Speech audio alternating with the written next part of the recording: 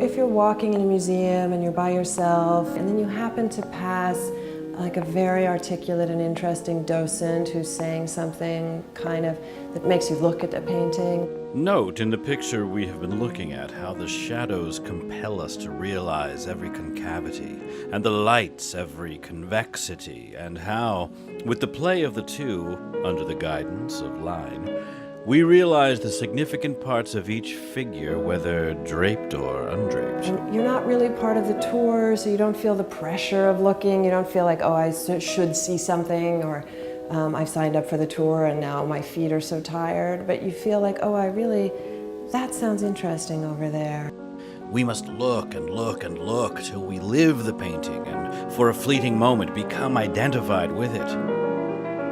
Bernard Berenson was an incredibly charismatic man. He was somebody who could get people listening to him in almost any circumstance. He walked into a room and everybody started listening to him. If we do not succeed in loving what through the ages has been loved, it is useless to lie ourselves into believing that we do.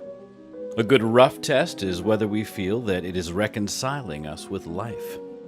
Bernard Berenson was an immigrant from a Lithuanian Jewish family to a Boston that was quite inhospitable to Jews. It was sort of amazing that he began in that place and became this kind of world-renowned expert with this incredible villa in the hills outside Florence. And it's not an accident. He wanted to get out of the thing that he had started in. With horror, I think what I should have become if I had lived the life of an ill-paid professor or a struggling writer. How rebellious if I had not lived a life devoted to great art.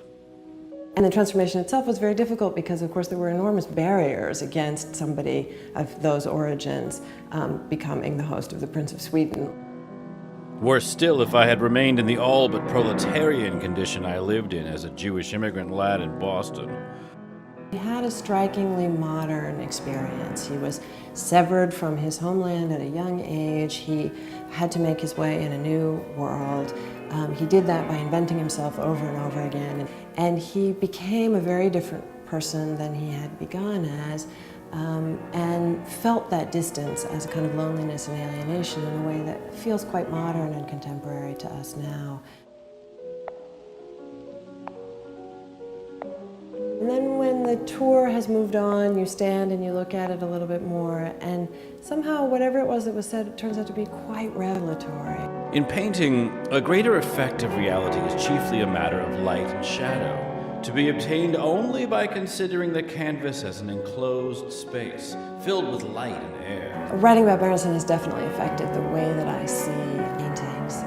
But the thing I would want with half an hour of his time or something would be just to hear him talking about paintings. I would really just love to go to a museum with him.